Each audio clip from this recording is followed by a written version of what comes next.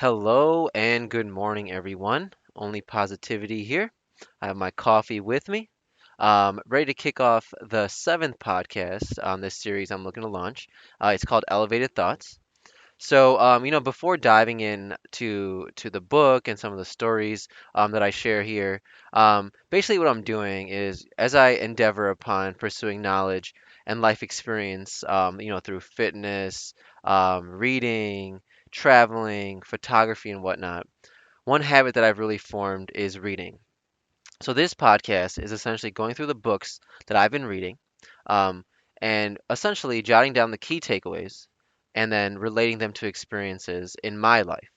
Um, I'm trying something a little bit new today actually. The weather's getting nicer here in Chicago. So I'm actually in my car today, just so I can take in some of the ambiance and some of the sunshine, as opposed to just sitting in my living room and recording these. So hopefully there's no interruptions. But this is the way we're gonna go about it today. Generally what I've been doing before going into the actual content itself is starting with a story. So today's story is going to be, it's a somewhat of a lesson in emotional intelligence, but it's just more of a lighthearted story. And there'll be a slight lesson from it, but I'll talk about that after. Um, in a few of my previous jobs, um, my employer has sent me to conferences and things like that as a new hire, just to get acquainted with the firm, some of the best practices, and to meet others in these national firms. A few years ago, I went to a conference that I got chosen for, and it was actually in Orlando, and it was a really really nice resort that we stayed at, and I had a great experience there.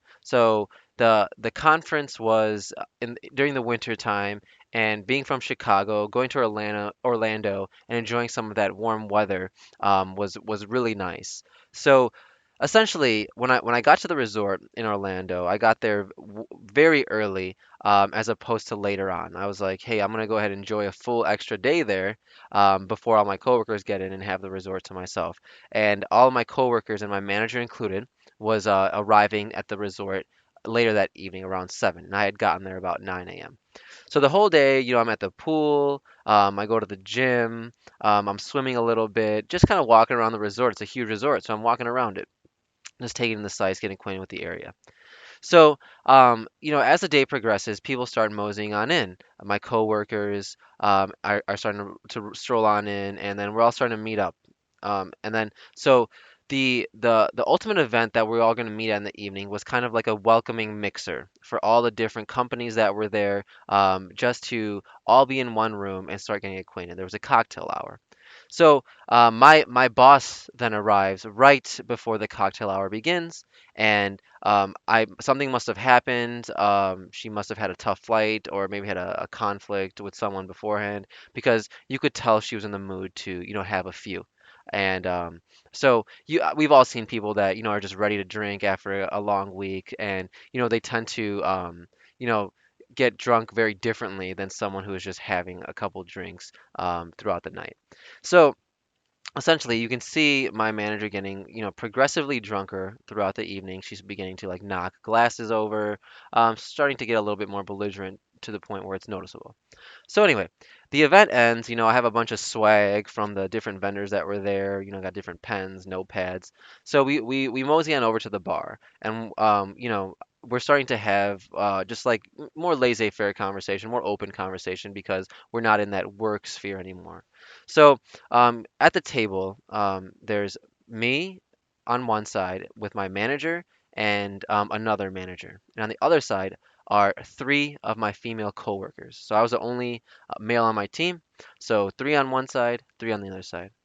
So by this point, a lot of people are, slightly more tipsy than others, because of where we are in the night, and it's getting later, and people are starting to have more loose conversation, I guess. So one thing about me, and those who know that I like to ask probing questions. I like to say, okay, well, if you were to go back and meet someone in history, who would it be and why? Or what was the most difficult moment in your life over the past year? Or What's your favorite color? What's your favorite food? What's your favorite genre of food? What's your favorite dessert? Things like that. I'll ask questions like that very often. So um, I asked my boss, and this was probably on me, but I asked my boss as we're going around. I said, "Hey, what was your favorite moment of this past year?" And I don't know what that awoke in her, but she looks at me in my eyes, and it gets very quiet. And all of a sudden, I register that her eyes are watering, and she's about to start crying. So she starts bawling at the table, and I'm like, oh shit, like I did something wrong here, but I'm just asking questions, just trying to get to know people. So anyway, she starts crying. So she's sitting 2 seats away from me, so I get up and I start to just I try to console her. I say, oh, I'm so sorry, I didn't mean to provoke that emotion or anything like that. I'm sorry that I upset you. And her head or is in her hands at this point, and so she picks her head up from her hands, and her makeup, mascara is completely all over her face. I don't know if you've seen Mulan, the part where Mulan goes to the matchmaker, and essentially the matchmaker like rubs her face and there's makeup just smeared everywhere. It essentially looked just like that situation. So anyway, I say, hey, look, maybe the best thing to do here is just run to the restroom, just clean up really quickly, and then I'll have the ladies take you back to your room. And so she does that. She gets up and kind of wobbles over to the bathroom. She comes back, and I say, okay, hey, look, the ladies are gonna take you back to your room, and just like tuck you in for the night, and me and the guys are gonna stay here, and with the other folks that we joined with, and I'll just we'll call it a night. And so, but before that, I was like, you're gonna have to give the ladies your room key. Do you know where your room key is? So she takes out a card and she whips it at me like I don't know if you've seen not Now You See Me, like a magician. She just whips a card across the room, and it hits me in my shoulder, and then I pick it up and it's her license. So that that'll attest to the fact of how trash she was at that point. But so anyway, the ladies take her back to her room, and then the next day, she was very apologetic about it. I think she had been going through some things, but anyway, I think the moral of the story is never be afraid, right, to ask pressing questions. Never be afraid to get to know people, but I would be wary that sometimes you can get reactions like that. So, every now and then I'll find myself in a situation like that where someone will share a very deep detail that maybe they didn't anticipate sharing, or they could have an emotional reaction to what you're saying, because a lot of people don't necessarily think about those deeper feelings on a day to day. But I think it's good to think about those things every now and then, and kind of look around at where life's at right now. But anyway, just a funny story there. I hope you guys took a little bit of humor away from that. Sometimes I get myself in those types of situations. So anyway, we'll pause for a second, and then we'll reset, and then we're gonna go through the power of now. But this is gonna be part three of the passages that I've highlighted within the book. So, as a quick level set, this book is really all about being present in the now. So not dwelling on the past or the future, but being fully present in the moment. Okay. So I always say this, but it's very funny how when you hear an author say something and how eloquently they put it, it's often a reminder of things that we might already know or we might not know. But the things that we do know, it's very interesting to hear the way someone else phrases it. And that's one of the big takeaways for me when I listen to like Joe Rogan podcasts or even with reading nowadays.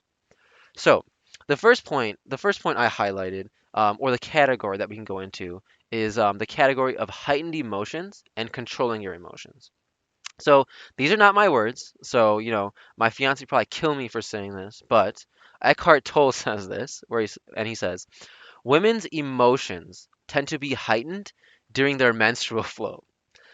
So, not saying I agree with this, but the lesson he tries to illustrate here is very powerful. Okay? So, here's how I interpret it.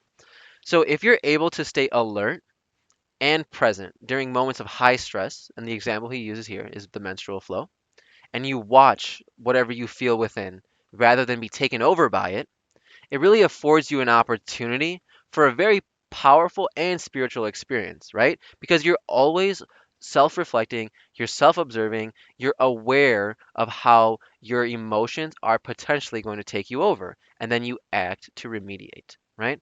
So, this exercise you do with yourself, right? Watching your emotions really gives you the ability to transform yourself in a way, right? Constantly evolve.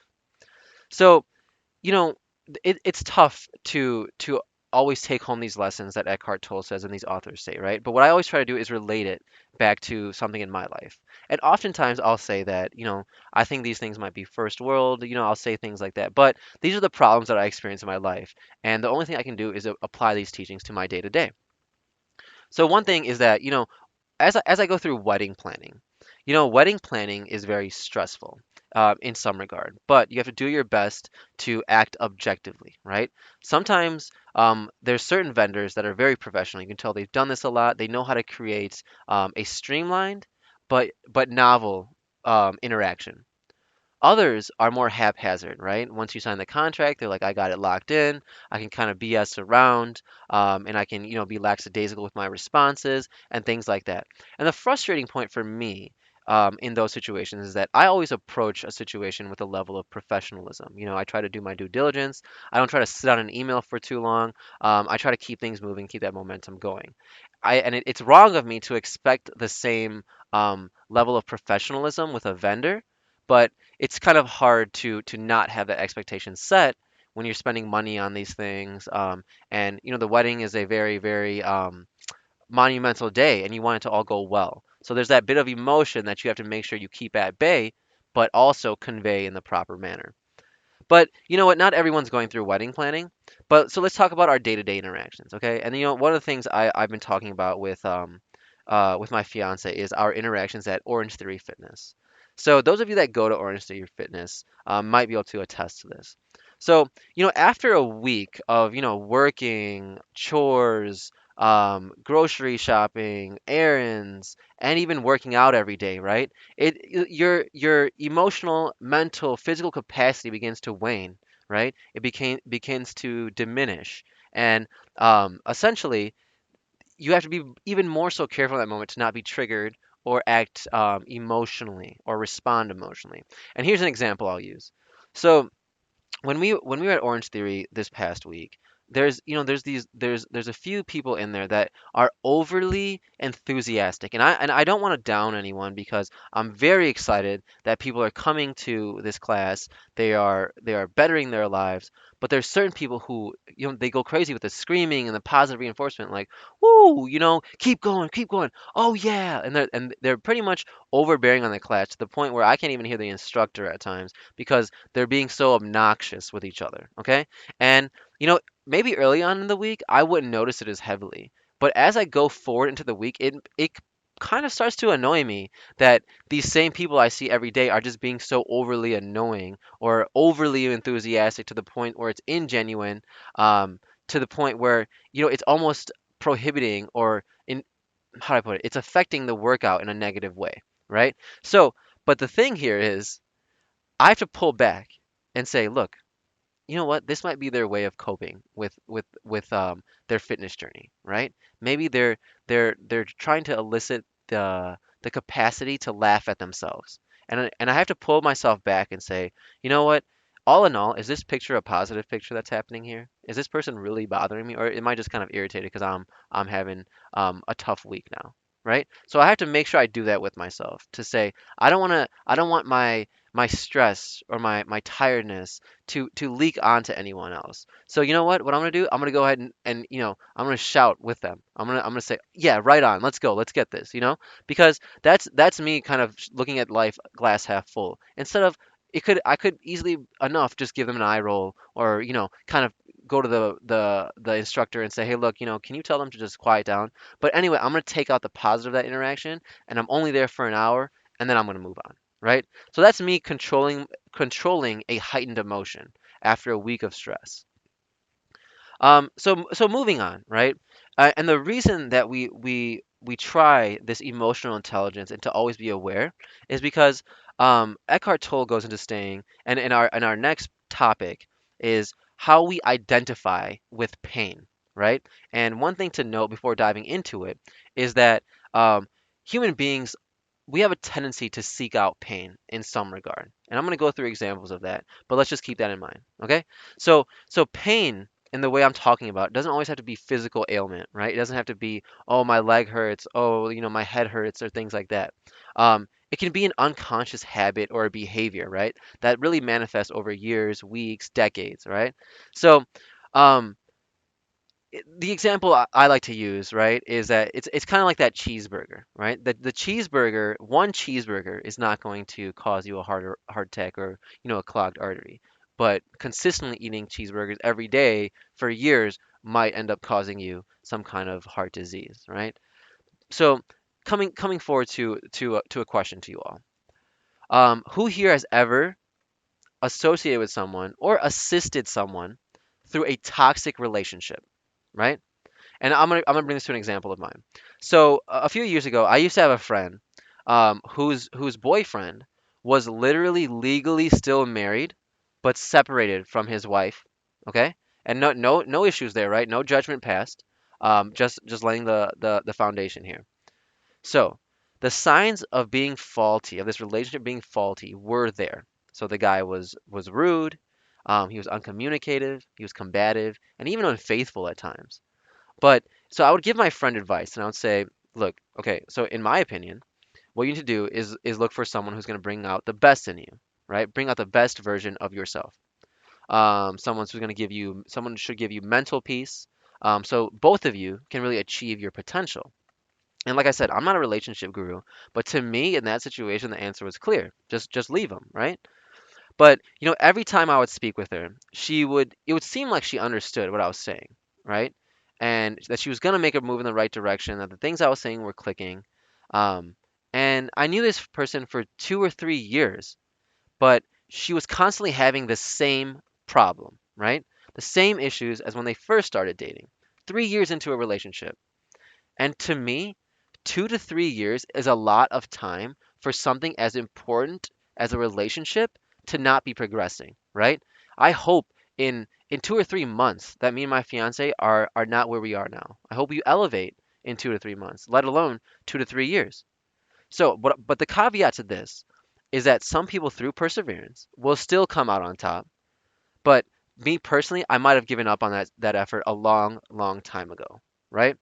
So in summation, right, going back to the topic that we're talking about today, or in this section, is Eckhart Tolle states, observe the pleasure that you derive from pain, right? And so in that situation, like, was she unconsciously or indirectly enjoying those arguments, that volatility, was that because I think people do often uh, find themselves weary of the constant that a stable relationship has, right? There's going to be a lot of the same, but there's going to be less fighting. There's going to be more progression, more positivity, things like that. So we have to be weary of seeking out those painful engagements, those painful relationships. Okay. So we have to another few things that we really have to be wary of is, do we get pleasure from getting a rise out of someone from saying something negative, right? Am I looking for a fight? Am I looking to pry on things? Or am I looking for a solution? Am I looking for a resolution between me and my partner or between me and my friends? Or am I simply going to pick at flaws without offering some kind of corrective action, right? So we have to observe those times where we'd rather be in pain as opposed to kind of diving into that unknown territory where we're solutionizing and we're pushing past the pain and moving to comfort, positivity, knowledge, things like that, experience. And relate it back to friendships. Some people's friendships only arise out of negativity. So, and what I mean by this is, and I've talked about this before, who has a friend that really only hits you up to say, "Oh man, you know what this bitch did now?" Like something like that, right? Or, "Oh, I got some drama for you. Let's go," And like we all do that. Sometimes I get those types of conversations from my friends, right? But all in all, coming together for negativity is something to really, really be aware of, right? Are my interactions with this person only negative? Or are we also doing positive things intermittently, right? Because the good, in my opinion, should always outweigh the bad in these types of friendship, these types of engagements. Otherwise, you're setting yourself up for disaster down the road. Okay? So we're gonna hop off the our addiction to that pain. And Eckhart Tolle kind of dives into where that comes from, right? And our next topic is fear. Okay, so a lot of these pain-seeking mentalities, habits come from fear. Okay, so Eckhart Tolle will say that fear is not your stereotypical, oh, I'm scared, right? I'm afraid of this person. It comes in many, many forms, right? And some of the forms he goes into are anxiety, weary, tension, dread, and nervousness. So these are all forms of fear. So so where do they come from now? Where do they come from? So we talked about, our habitual need for pain, but also they arise from something that might happen. Oh, this person might say that if I do this. Oh, this might happen if I don't give this person a call right now. And we see that with the Indian community a lot, right? Oh, what is this person gonna think if I do this? If they see me with, a girl, what are they gonna think? Oh, like I'm cheating, or oh, I'm dating this person. Things like that. They're gonna start talking. But not saying that all these things happen all the time, but we've all had experience where they do happen. So the issue here is we get this anxiety, right? Or we get this fear, and Eckhart Tolle calls it the anxiety gap. And he defines it is that your mind is in the future or in the past, but your physical body is here now. Okay, so I'm going to repeat that. He calls this the anxiety gap because your mind is in the past or the future, but your body is here now, and you don't have control over that past or that future event. So, this is where we need to really be aware of our ego coming into play. Okay? So Eckhart Tolle says our ego has the need to be right. So people who are unconsciously acting or emotionally unintelligent will have this need to be right, right? And we've seen that with a lot of people we interact with. They're not necessarily listening to what you say. They just want to interject with how they're right. So be wary of your need and other people's needs to prove things wrong. Okay, because this is a form of violence, Eckhart Tolle says, and I call it emotional violence, if you will.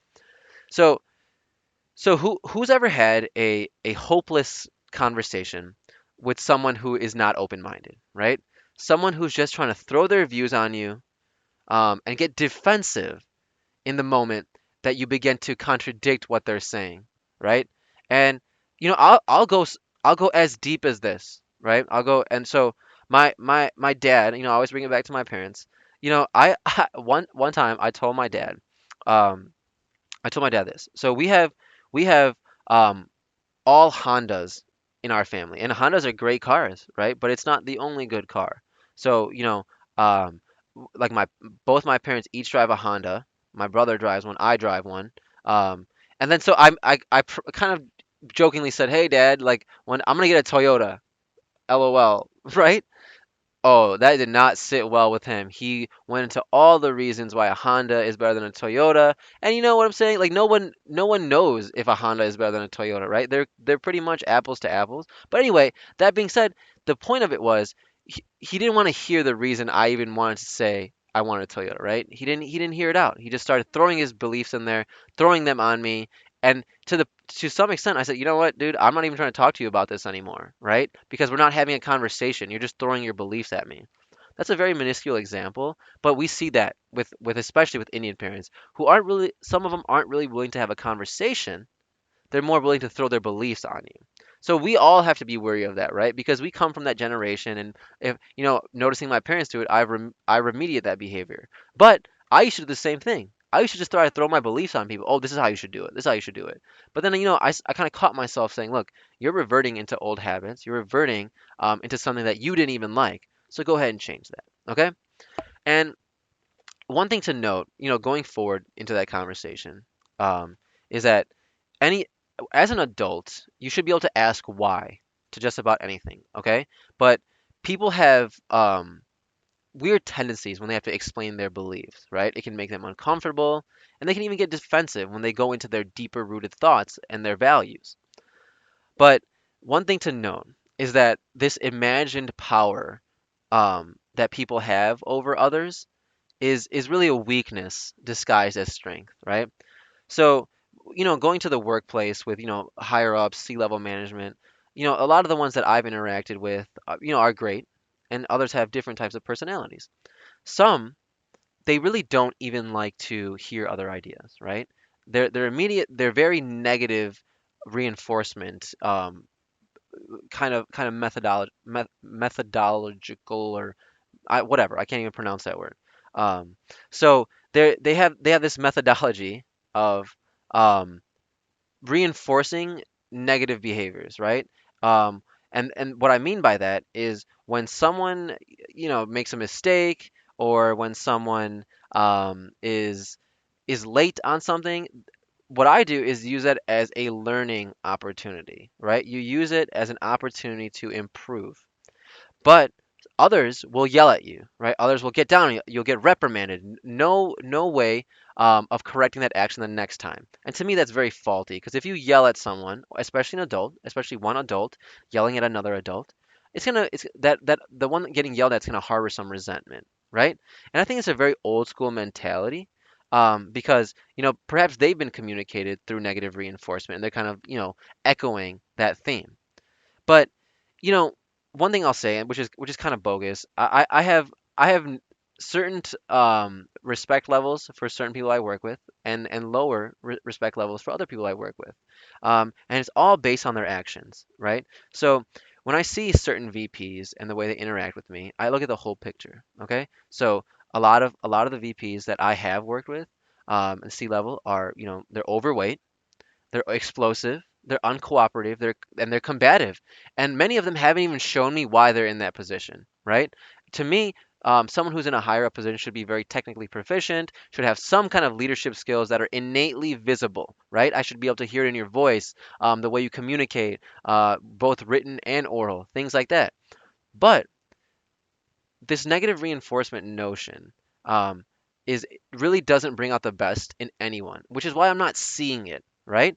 But as I see other members within organizations really promoting growth, promoting their people, and essentially letting them kind of have their autonomy and make their mistakes and learn from it. To me, that really promotes a positive culture. But anyway, I went on a huge tangent with that. Let's go back to the book here, okay? So Eckhart Tolle goes forward into a really long dialogue, and what I take away from it is the remediation to this.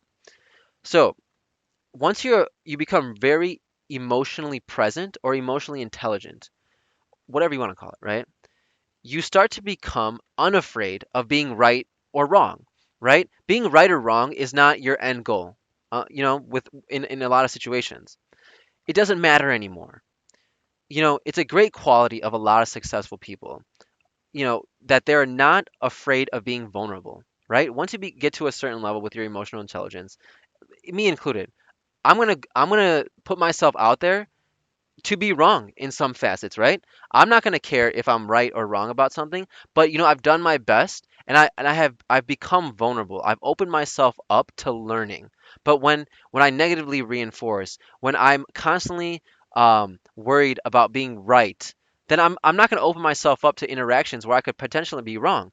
And in those situations where you are wrong, in my opinion, you're going to potentially learn the most out of those situations. So whether it be self-expression, whether it be reading, traveling, anything, never be afraid to be wrong, because anytime you're wrong, if you self-observe and you do that post-mortem after that interaction, you're going to learn what to do the next time, and that's how we progress.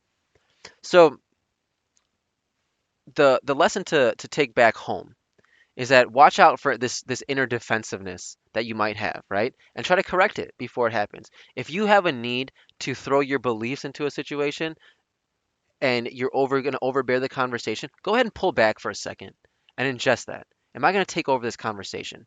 Am I going to promote conversation? Things like that. Am I going to throw my beliefs on someone? Am I going to try to prove someone wrong with this notion? Or am I just, putting knowledge out there? Things like that. So um, we go back to fear, okay? And we talk about that anxiety gap. And the anxiety gap, like he was saying, is living in the past or living in the future. Both of these notions are fake.